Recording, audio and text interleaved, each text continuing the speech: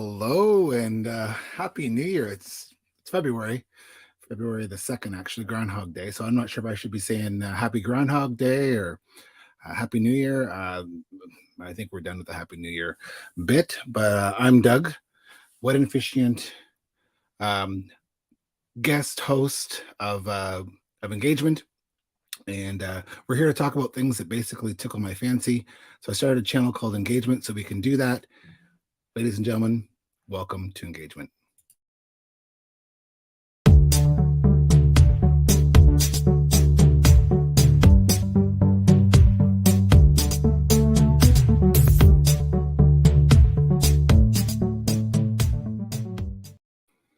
So I get this all the time. People say, "Hey, Doug, you're a wedding officiant, and you have a channel called Engagement, and we talk about engagement, getting on one knee and getting married, and you do weddings. Is there a correlation?" Well, yes and no. Engagement in the dictionary means to have a conversation, to engage, to talk, to learn more.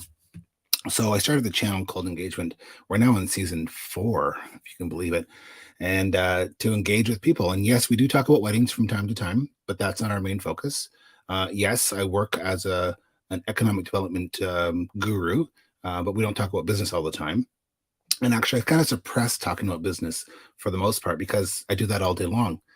And I wanted this channel to be more fun. And we do have fun, and we do have a laugh and a giggle. And sometimes we have a beverage or two, some juice. And I couldn't resist the urge to talk about businesses as it pertains to me.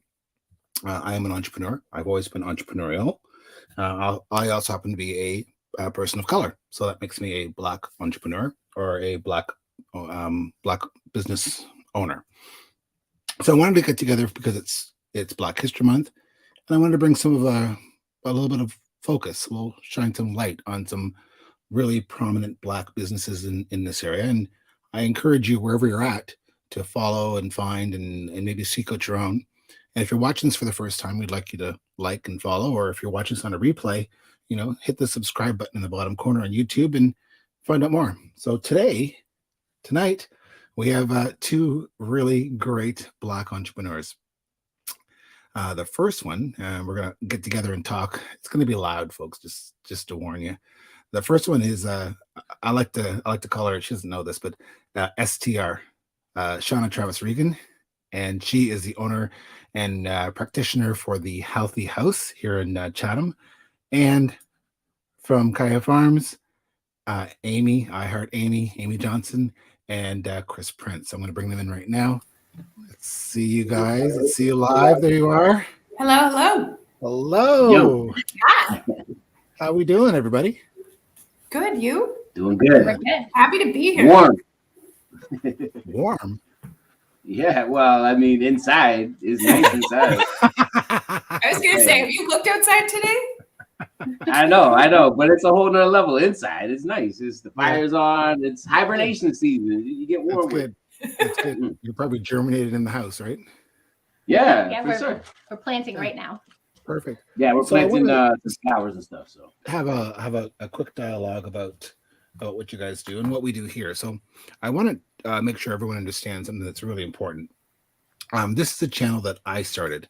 I get to talk about whatever I want to talk about. I'm the curator of conversation when it comes to this channel, but it's really important from day one that I've always maintained that we don't really get into politics.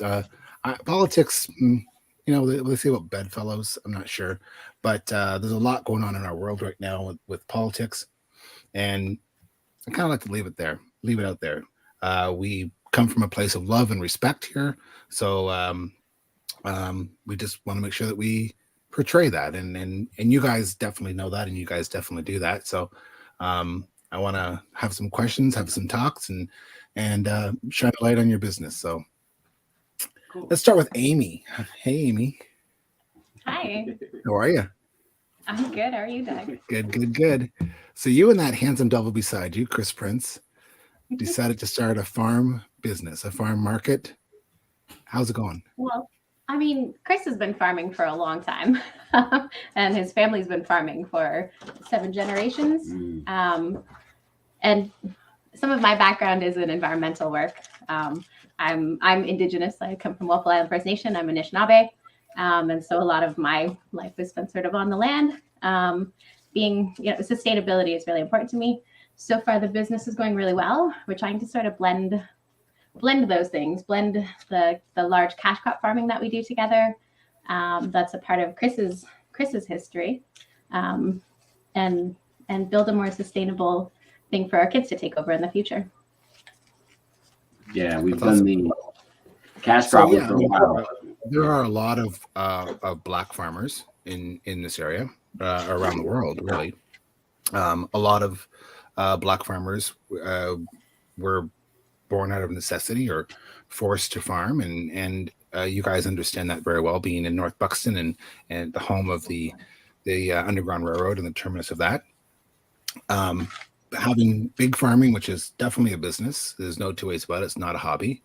And having a market where people can come and actually check out your goods and buy something and feel connected when they walk away is extremely important.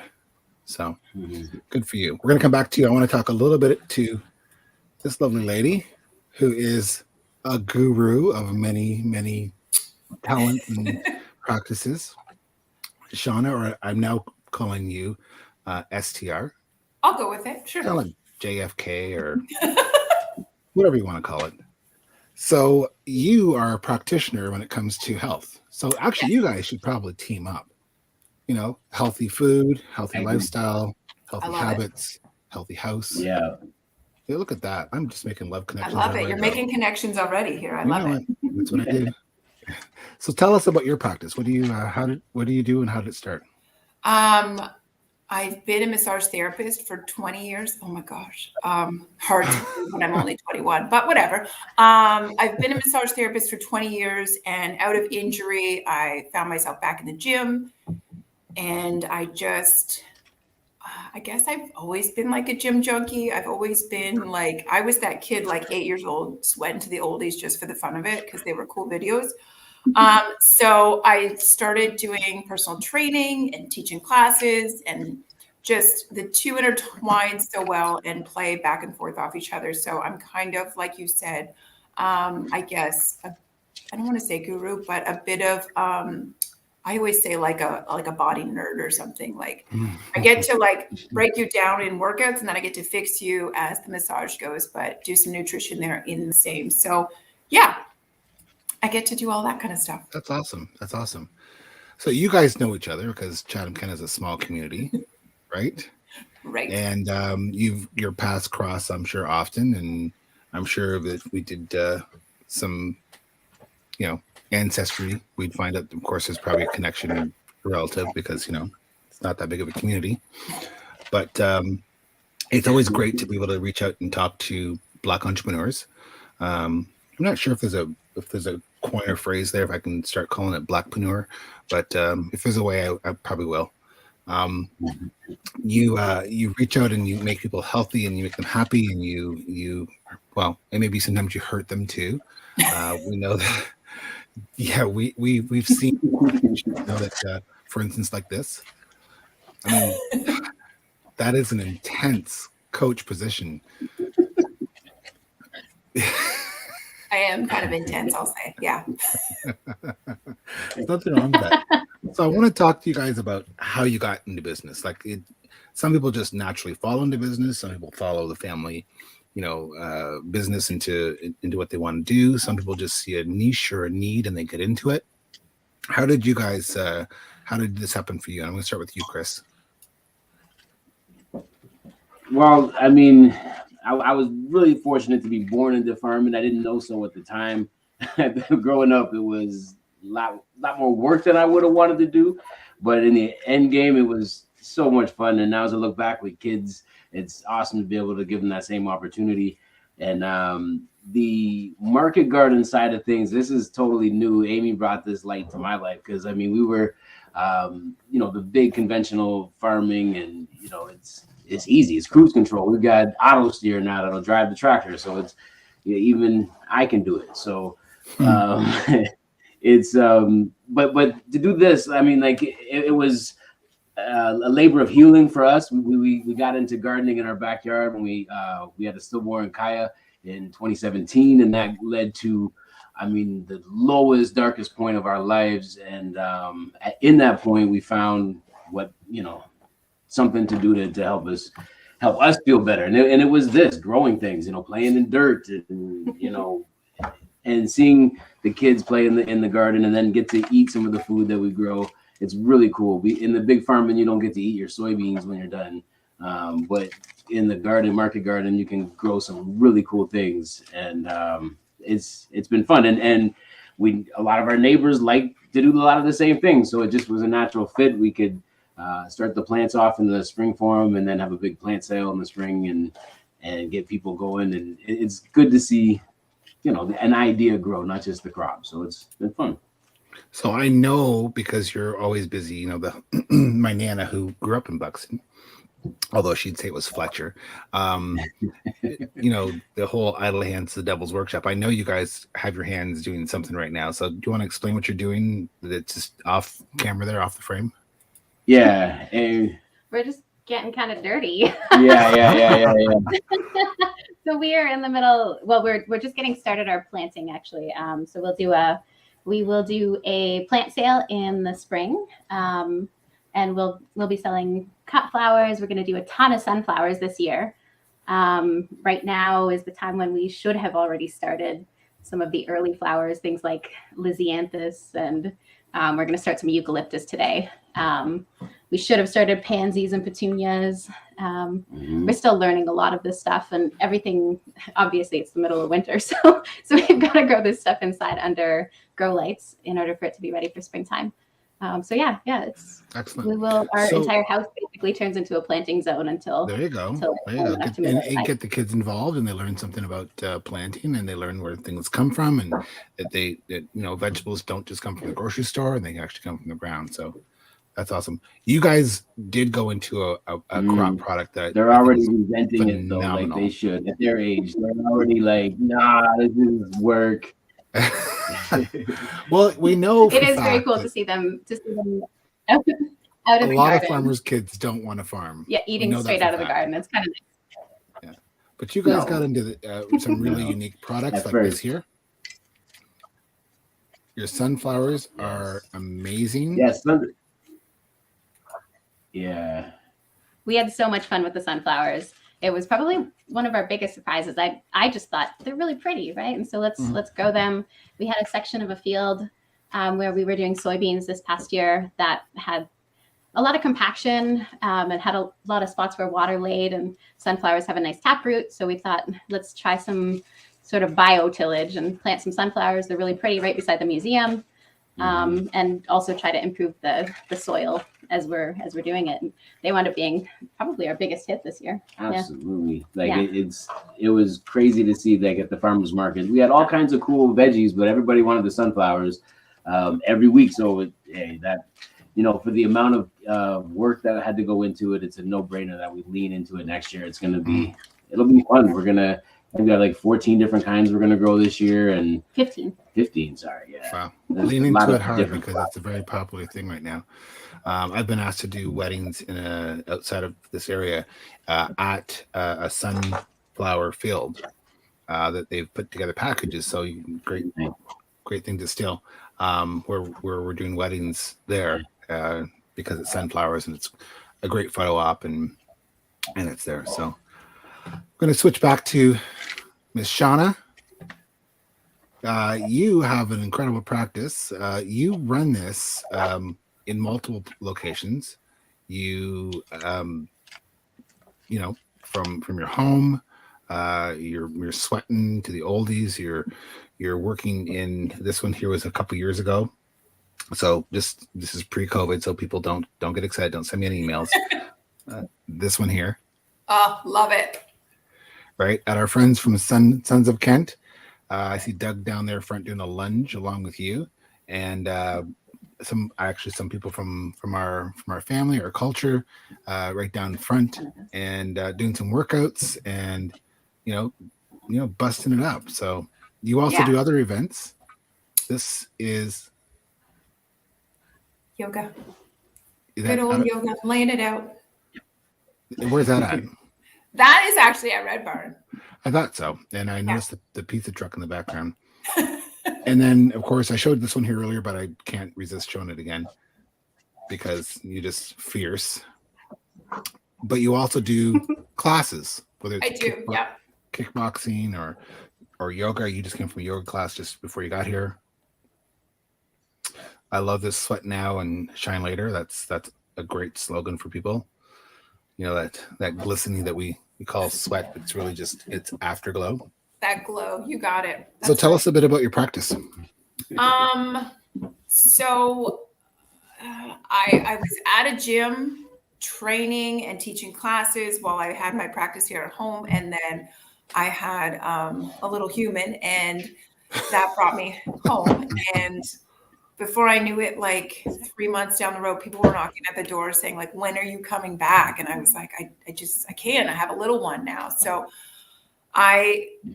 thankfully, my husband is super, super flexible with me, just like opening our house up to everybody. And the health house was created so I would personal train while Kate napped. And now, I mean, she's older now, but yeah, I personal train here, everything from car accident clients to weight loss people, do nutritional counseling, and taught classes up until COVID.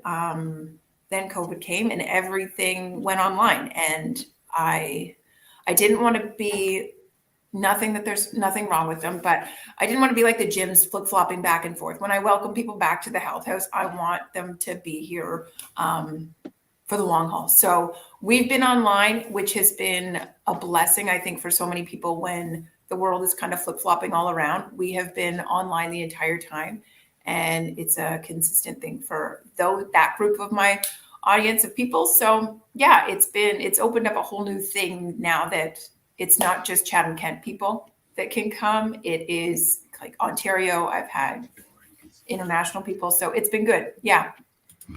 I mean, for what I do from day to day, I work for our economic development team, and they really encourage me to do the Black-owned business segments because we really want to shine a light on it. And I personally want to shine a light on it, and my bosses want me to shine a light on it as well on their behalf.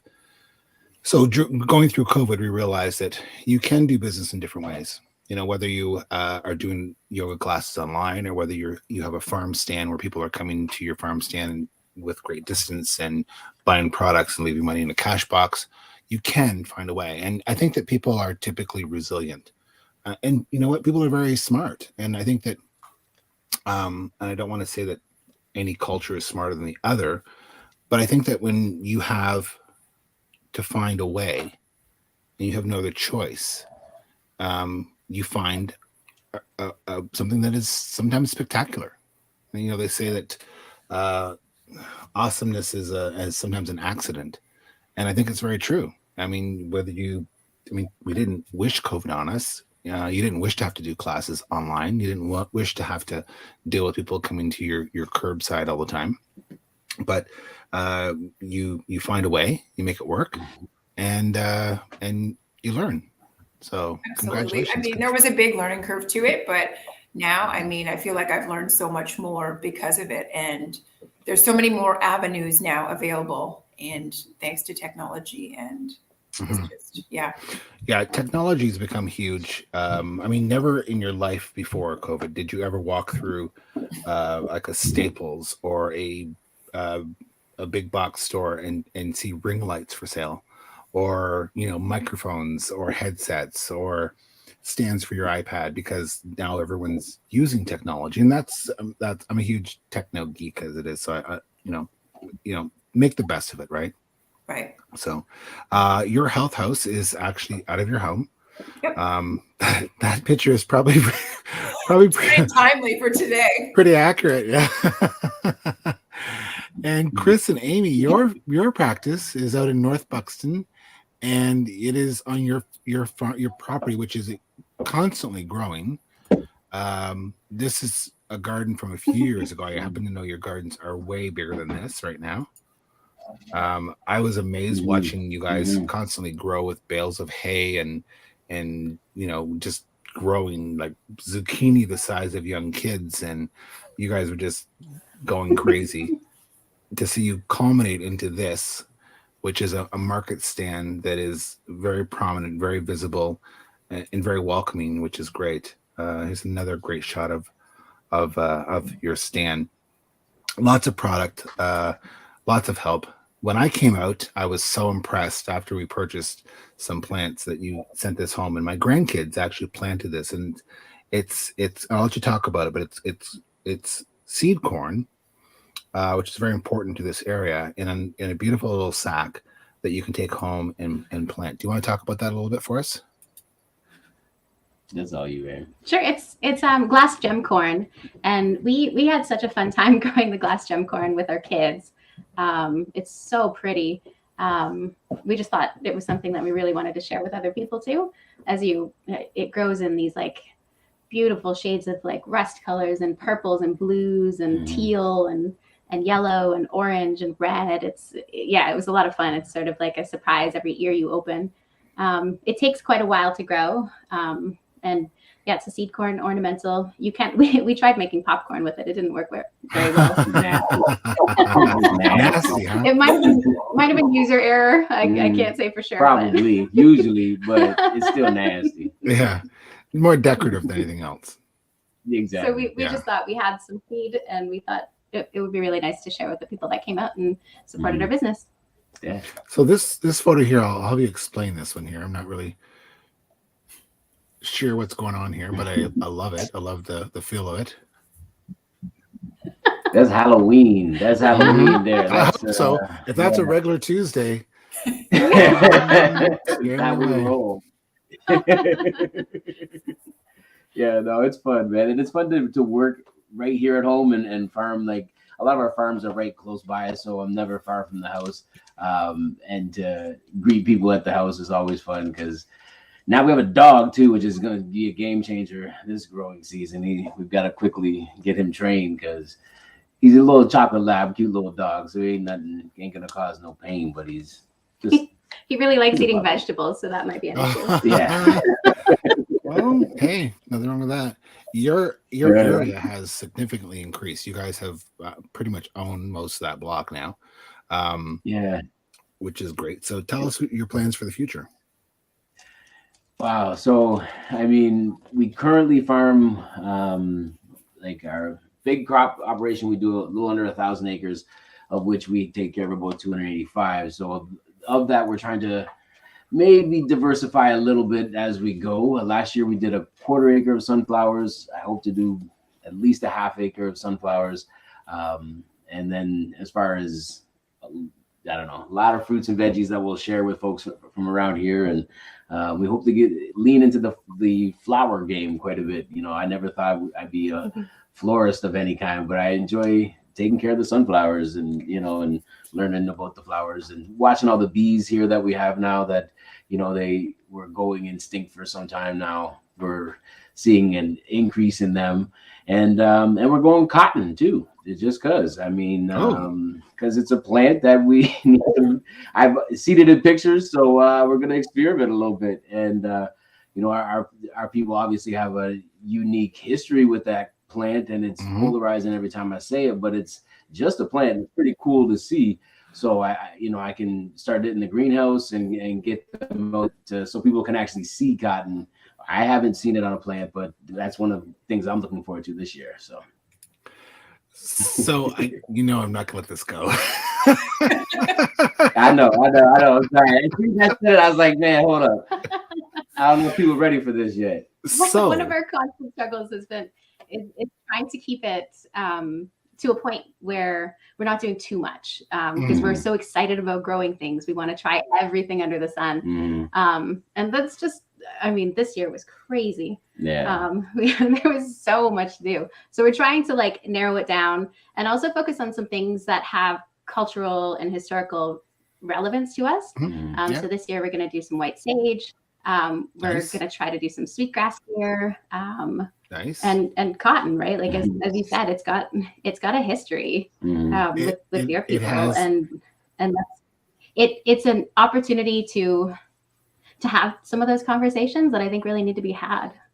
Well, okay. So growing up, as a young black boy in Dresden, and everyone talking about cotton, and you'd find it in your aspirin bottle, and um, I mean, it's in every product. You wear it, you what have you.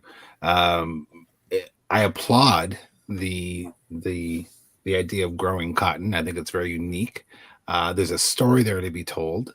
Um, they luckily they don't. I don't think they stuff it in bottles anymore of pills, but it's very interesting. And people don't know what it looks like. Like I haven't. I know what it looks like because I worked at a museum, and was privileged to learn a lot there. But I'll be out to see that for sure. Yeah, Because yeah. that's It's very just fun. interesting. We enjoy growing things. Yeah. And it is one of the things, like, I think we're both really aware of the history of our own peoples and the things that they had to go through in order for us to just be alive and enjoy the lives that we have. And I think the more we can understand that, the better. That is very, very true. I mean, we walk on the shoulders of others, and they hoed the road, they made the path for us to where we're at today. So that's a perfect segue there, Aimee. It's like you read my script or something. I want to know, was there any black entrepreneurs that or black business? Oh, back in the day, they called them black businessmen because that's typically all there was. But black business owners that you remember growing up. Chris, I'll let you go first. Man, I had the opportunity to learn from some of the best. I mean, growing up I'm biased because it was in the family farm, but my grandpa was my hero, and he taught me so many things just by doing, not necessarily by deliberately teaching. He just by the way he carried himself in the community, in the field, in the bank. He was the same guy, just a really good stand-up dude. And then from him, my dad, the same, in that same vein, that same conversation, just great integrity. And I had an opportunity to work side by side with him. So I had the best coworkers in the world, the best bosses in the world. They influenced me greatly. So I'm lucky. I'm aware of that privilege, that farmer privilege. But I'm conscious of it so I can pass it on to the kids. So I hope that when they get older, and they'll be doing the same thing. That's every farmer's dream, I guess. And yeah, just lucky and grateful to do the dang thing. That's awesome. Actually, I was very privileged to know I do know your dad, your mom, and they're both great black advocates in what they do in business and in life. But very privileged to know your grandpa because he was a regal man. He showed up. You knew he was in the room. He was gentle. He was polite. He was respectful. He was a great teacher for you. So good one. Shawna, what about you? What did? I guess I led by. I had Aunt Gwenny. She was a hairdresser by trade, and Renee Hartford again is another hairdresser by trade, and I kind of look to them for like role models. Like they had hard work ethic, and they were great to kind of mimic. And I know I would ask questions to my Aunt Gwenny. And as far as like business, because I feel like I literally got out of school and I didn't learn the business side of things. And I was lucky enough to Larry Mansfield Robbins was around, and he became my accountant, which was great. And so he was great as a business kind of go-to back in the day, I guess, when I first started. He would answer a lot of my questions, but yeah, I guess, I don't know. That's awesome. So I grew up in Dresden, and I spent a lot of time every summer in Buxton. And so I was very fortunate to know a couple of very important black entrepreneurs. Oddly enough, both of them hail from Buxton. One is my cousin Artis Shreve, who is an incredible person, an incredible dignitary, not only for Canada and the US, but for the world. Great business person. Just had a way about talking to people and respecting them and listening to what they had to say, which is very important in business. And Mr. Shad at the Shad downtown Buxton, Ari Shad, Bubbles, we called him Bubble Shad. He always gave us bubble gum at the store, the local downtown store that did post office and butchering and sold you your dry sundries. Phenomenal business person. And there wasn't a lot of very prominent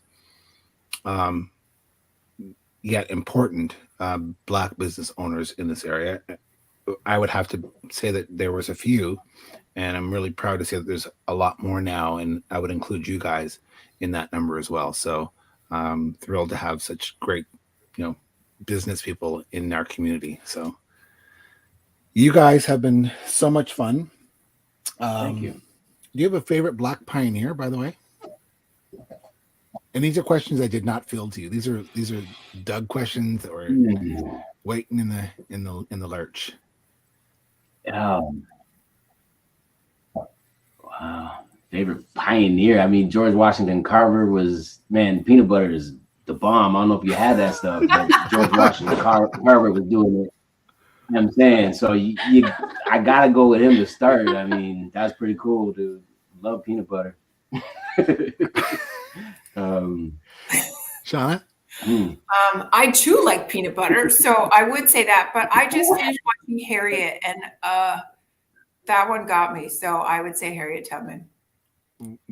Very good, very wise. Yeah, not backing down, not say no. Yeah, she just found, like you said before, like when you get put in a corner, you find your way out, and she absolutely did. Excellent. I personally, although I've mentioned this person several times, and I don't think she's following our show, but if Miss Oprah Winfrey is watching by any chance, she's definitely a pioneer that I've respected.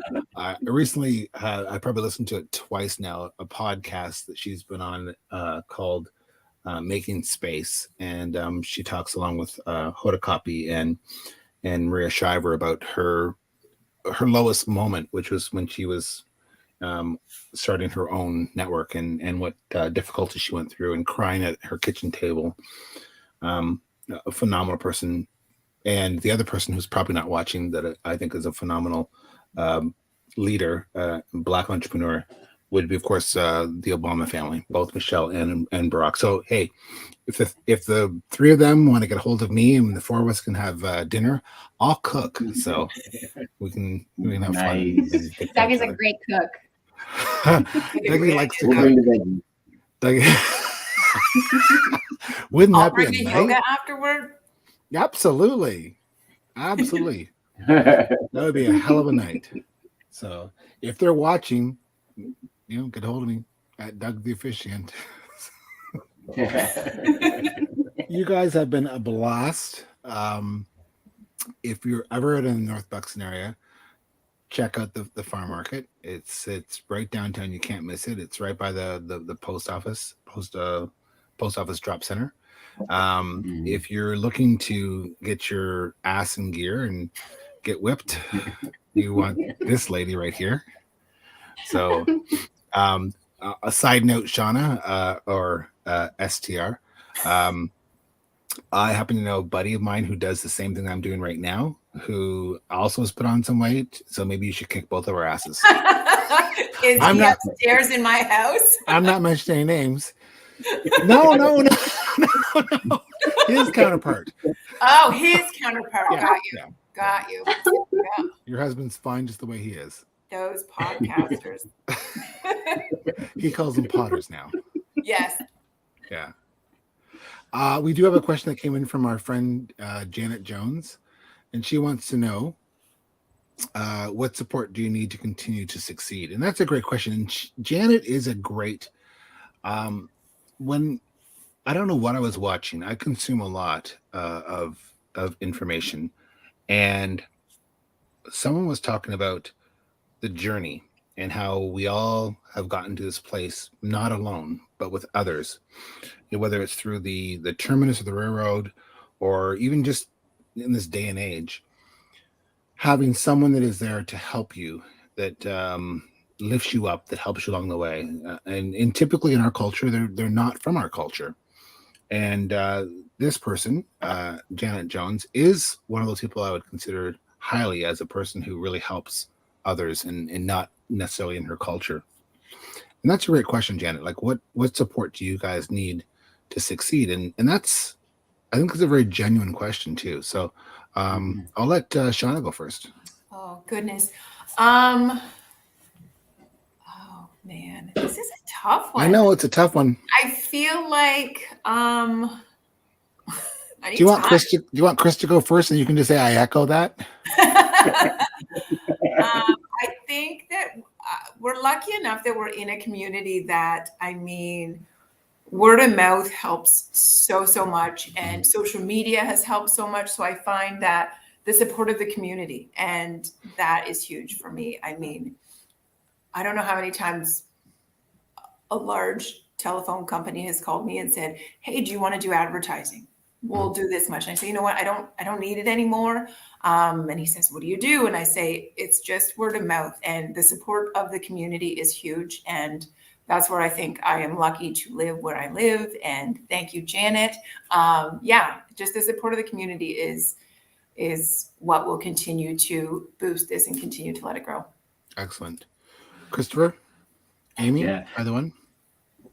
Yeah, I echo that completely, because we're just lucky to be a part of this community too. And Janet, you're awesome and such a big help on the sidelines in so many ways. It's we're just a piece of the puzzle. So support wise, I mean, just keep doing what you're doing, because our community is holding us up right now, and they got us through a tough time in our life, and they're allowing us they're growing with us. So support is. I think one of the things that Shawna touched on is when you're getting started out, not necessarily knowing what you need to know about the management of the business. Locally, there have been some pretty good programs that have really helped us in that regard. All of the, like, business planning and budgeting and that type of work that I think we've both done for other people, but had never really spent the time to do for ourselves. So support in that regard would be really helpful. Ongoing support, because the help that we've had so far through the municipality has been awesome. We did the Starter Business Plus program. That was fantastic. So things like that.